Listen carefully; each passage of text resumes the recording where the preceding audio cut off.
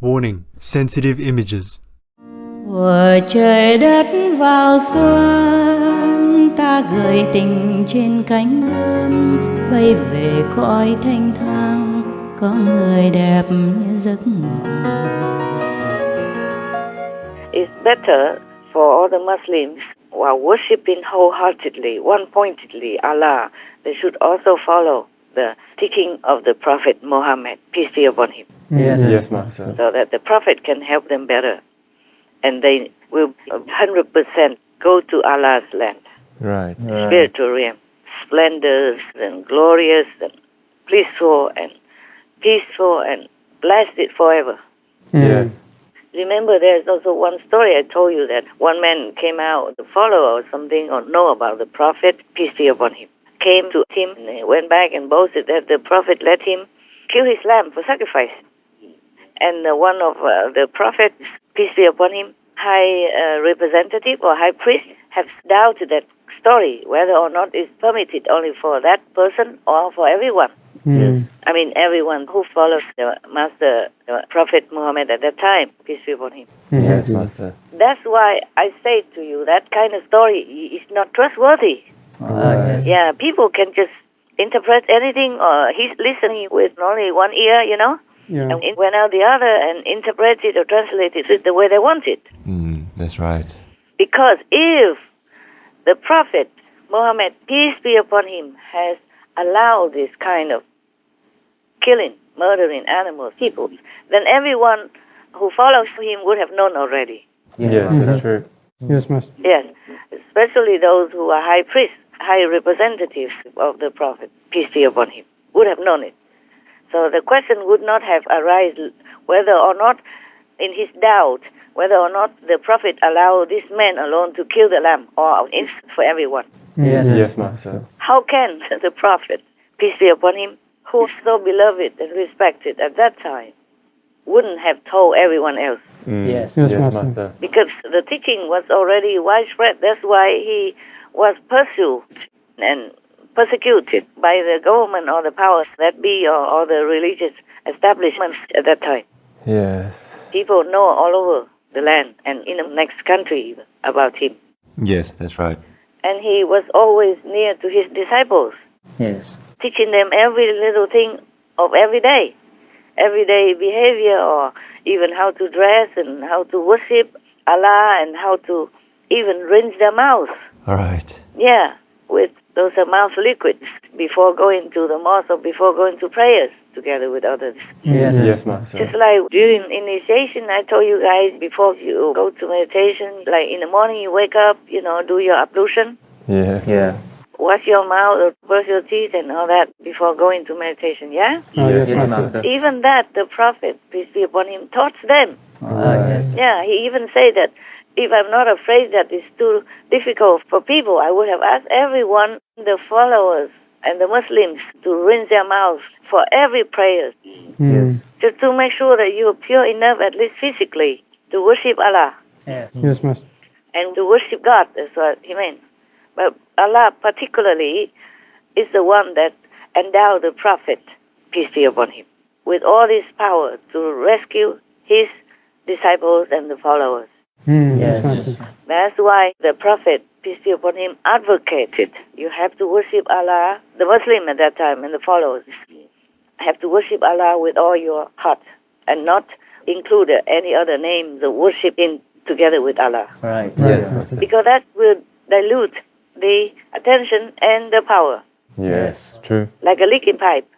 Even from a little hole that leaks, a little hole from the water pipe will leak some water out. Yes, Master. Yeah, so it's not full strength. People in this world, including his disciples at that time, were already too busy with every other thing. And if that attention cannot be one-pointed to worship Allah alone, then it's almost like they don't have any concentration on God. Yes, Master. True. Yeah. How long it takes for you guys even to sit down before you calm your mind and concentrate on meditation, Yes, exactly. the way I taught you. Yes. So that's why the Prophet, peace be upon him, was not like dictating anybody what to do. He just told them the way. He was so merciful, and he was so understanding of people's psychology and physical makeup that they can't concentrate well on too many things and still retain the absolute power of single-mindedness. Yes. So he keeps telling them again and again that they have to concentrate only on the name of Allah. The people, the Muslim people, if they truly understood this and they concentrated only on the name of Allah and be vegan as well, they surely will go to Allah's spiritual realm.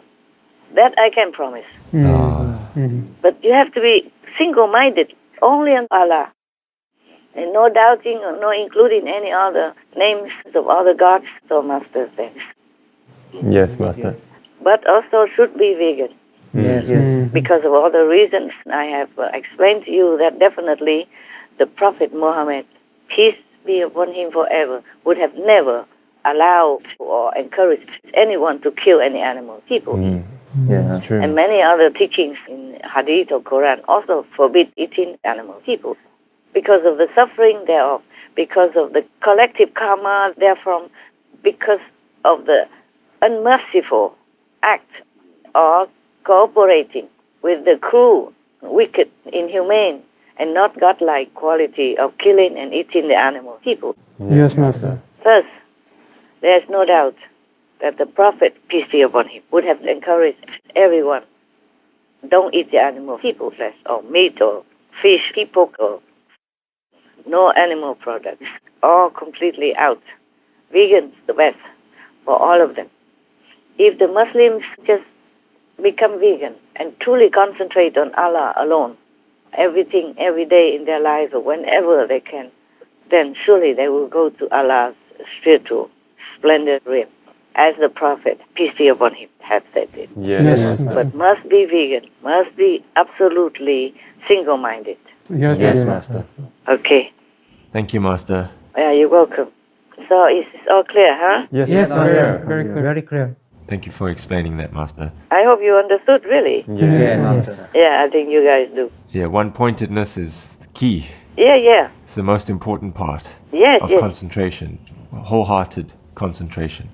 Otherwise, you'll be tainted also with other people's karma or lower realms, gods and deities and stuff. Yes, Master. Yes, Master. All right, good, like that. Okay, I read you a story, a true story from Vietnam's folklore. Oh, Yes, Master. thank you, Master. And this one is from Lữ Huy Nguyên and Đặng Văn Long. They compiled and selected. We have asked somebody to contact them and ask for permission. And they contacted one, they say okay. The other one, maybe also okay, I didn't hear from them. I ask here if the author give us permission to read this story. I'm sure they would like to. Because one of the compilers is not anymore with us in the world. God bless his soul. May he be liberated. And his son said his father wouldn't have asked for anything, wouldn't have wanted to accept any compensation. So we took that as the permission. I asked my disciple to bring some gift or something as a gratitude and to light some incense and candles in front of the father's photograph in the altar of the father. I'm sure he'll be happy that we read it. Yes, Master. Yes, Master. Because it will benefit others. Yes. Always, if I read the story, some stories always benefit someone. So they can learn something to be a good person. If they cannot go to heaven, at least be a good person on earth. Yes, Yes, Master. Master. Many of the folklore of Vietnam are true stories, or at least the big part of them is a true story. True personages, true historical beings in those old times. Yes, Master. We have a lot of folklore stories, but some are not very suitable because it's a normal story, about people who probably go hunting and stuff like that. So it's not all suitable to read to you. Oh, right, Master. Yes, Master. It's about normal people outside there. Not normal, but they're just habitual like every other human. Yes. Thus incurring a lot of karma. I read some stories that I hope to help people to change their karma. Maybe not this one, but many other ones that I read to you. Yes, Master. Yes, So this Master. one is about a person named chữ động tử, a person who was overseas, Vietnamese, a long time ago, in the ancient times, when the Adalah country was not as big as it is right now. Mm-hmm. The overseas Vietnamese country continues to be built up since ancient times, and from a small little country becomes bigger through many events or many exchanges for land or through alliance with other countries or through negotiation. A lot of things happened in the Vietnamese history. We don't have a lot of time to tell you here. I read you this story about chữ động tử. It's like a fairy tale because he is a very poor person. He lives with his father. Both are very poor. And they have only one piece of cloth which they take turns to wrap around if they have to see people or go out buying things or exchanging things. But then he will be married to a princess. Wow. Interesting or not? Very interesting. You wish you are. No, you don't have to. You're a princess. You're more than princess. Special from heaven. And will go to heaven. Not every prince on this earth will go to heaven. So you are better. All right. Thank you, Oh, Master. thank you. Nice, huh? Nice. Thank you, Master. You're welcome. If you continue working for the world unconditionally, of course you're better than any prince because you have love. Any prince who has no love just takes care of his own position and political needs, and he's not worthy. Yes. Prince or prime minister or president, the same. They're not worthy if they don't have love, compassion, and selfless service to humankind. Yes, true. So therefore I say you're better than any prince, that type of prince. Chữ động tử is his name, okay? Now, begins the story. Long time ago, in Vietnam, in a village named Chữ Sa.